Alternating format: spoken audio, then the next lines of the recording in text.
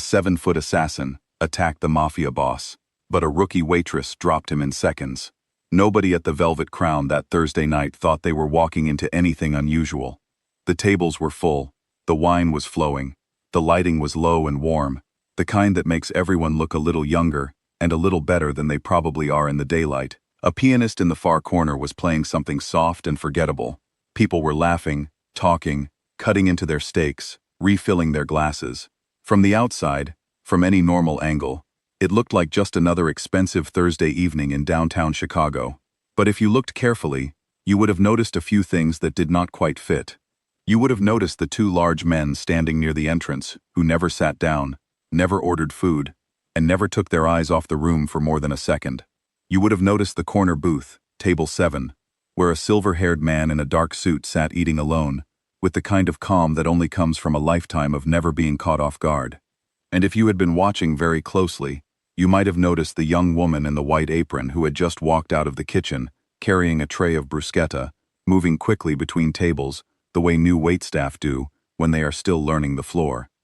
Most people in that restaurant would not remember her at the end of the night. By the end of the night, she was the only person anyone could talk about. This is a true story, and like most true stories, it started long before the moment everyone remembers. Don Enzo had spent 40 years making sure his name never appeared in a newspaper. That was not an accident. That was the work of a very careful, very patient man who understood that the most powerful position you can occupy in certain circles is one that nobody can see. He was 64 years old, still broad across the shoulders, with silver hair kept neat and a habit of folding his hands on the table when he was listening to someone. Federal investigators had opened files on him 3 separate times over 2 decades. 3 times, the investigations went cold. Nothing ever stuck. He was not reckless. He did not make noise. He paid the people around him well enough that their loyalty never needed to be tested. He ate at the Velvet Crown every Thursday because he had done it for 11 years. The kitchen knew his order. The staff knew not to disturb him. Sal and Dino, the 2 men who stood near the entrance every Thursday without fail, knew every face that walked through that door. They were good at their job. They were not as good as they thought they were. At 8:47 in the evening, the front door opened and a man walked in. Victor was the kind of person you noticed before you understood why. He was nearly 7 feet tall, 6 feet, 11 inches, and he moved through the doorway with a slow, deliberate heaviness that made other people instinctively shift out of his path without quite realizing they had done it. He was wearing a long, dark coat. His face was completely blank, not the blank of someone who is nervous, but the blank of someone who has done enough difficult things in his life that this particular evening did not register as unusual. He was originally from Eastern Europe, had spent years working as a military contractor in places that do not appear on tourist maps, and had built a reputation in very specific circles as someone who finished what he started. Someone had wired a very large sum of money into an account he controlled, and in exchange, Victor had flown to Chicago, studied a floor plan, and walked through the front door of a restaurant at exactly the right time, on exactly the right evening. The host moved toward him with a smile. He walked past her without a word. Sal saw him immediately. So did Dino. Both of them started moving. Sal from the left side of the room, Dino cutting across from the right. But Victor was not rushing. He did not need to rush. He was scanning the room the way people with his kind of experience scan a room. Slowly enough to absorb everything. Quickly enough that nobody realizes what they are watching. He located the corner booth in under 5 seconds. The pianist was still playing. A woman at the table near the window was laughing at something her husband had said. Nobody else had noticed anything yet. Lucia had been working at the Velvet Crown for exactly 3 weeks.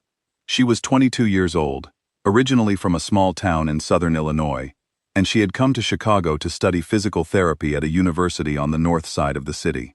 She was not from money. She had taken the waitressing job because rent in Chicago is not a small number, and university fees are even less of one.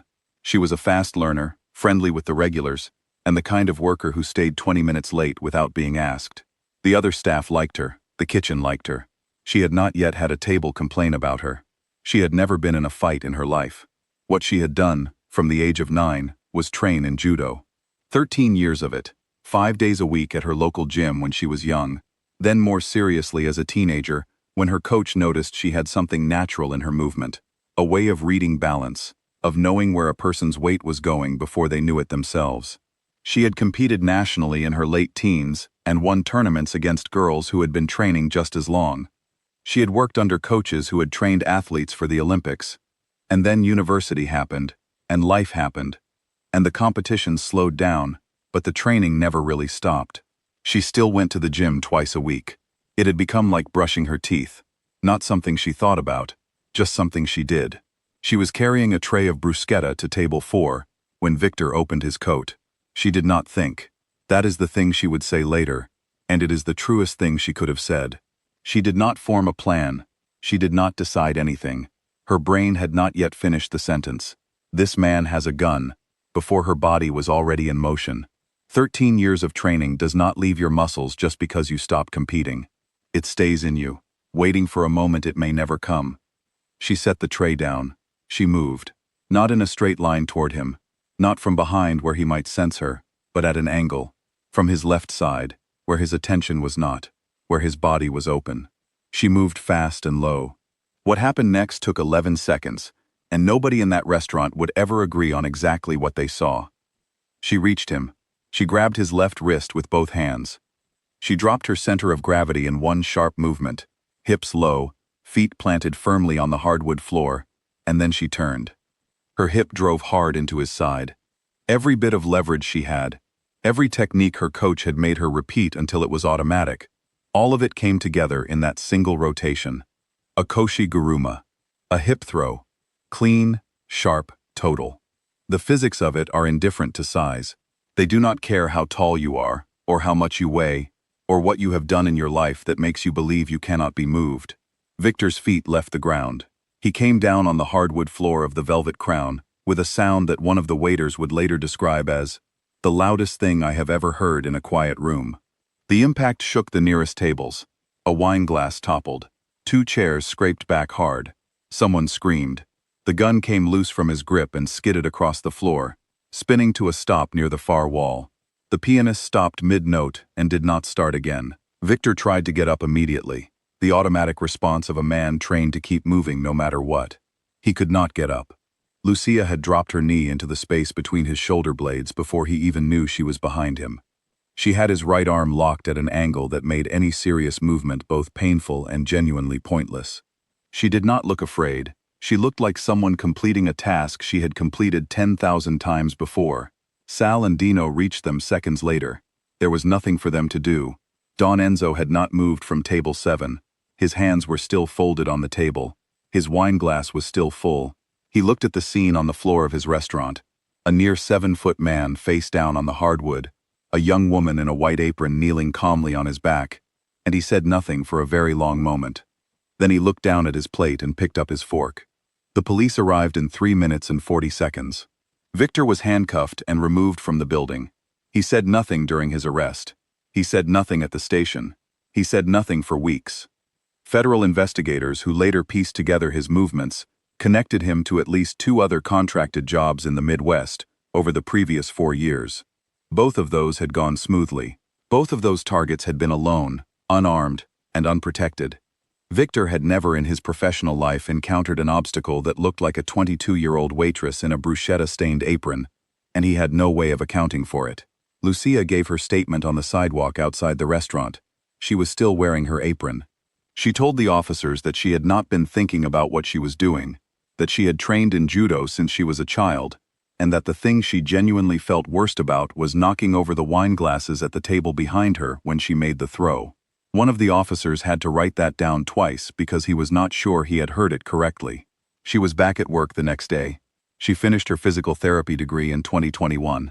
She does not work at the Velvet Crown anymore, but she still trains at a small gym on the west side of Chicago, on Tuesday evenings and Thursday evenings, the same schedule she has kept for years.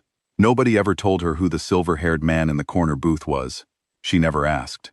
Don Enzo continued eating at table 7 every Thursday for 3 more years after that night. He never spoke to her. He was not that kind of man. He did not make speeches. He did not say things out loud when a quieter gesture would carry the same meaning. But every Thursday, without a single exception, table 7 sent back a dessert order for the kitchen staff. Tiramisu, always. No note. No explanation. The kitchen staff assumed it was a management thing. Nobody ever corrected them. The part of this story that is hardest to shake is not the throw itself. It is not the 11 seconds, or the image of a 7-foot man going down in the middle of a restaurant, or a small woman in a white apron doing something that a trained bodyguard could not. Those things are extraordinary, and they are true, but they are not the heart of it. The heart of it is simpler. Lucia had been doing the same thing since she was 9 years old, in a small gym in a small town, drilling the same movements over and over, until they lived somewhere below conscious thought. She carried it with her without knowing she was carrying it. It was just a part of her, quiet and ordinary and invisible to everyone around her. And then one Thursday evening in downtown Chicago, in a crowded restaurant full of people who had no idea what was about to happen, that quiet, ordinary thing turned out to be the most important thing in the room. Most people carry something like that. Something learned a long time ago, practiced for years, so familiar it has stopped feeling like anything special. Lucia just happened to need hers in a way that is very difficult to forget. She never gave a single interview, never sold the story, never posted about it. She went back to her tables, took the next order, and got on with the evening, which, when you think about it, is the most remarkable part of all.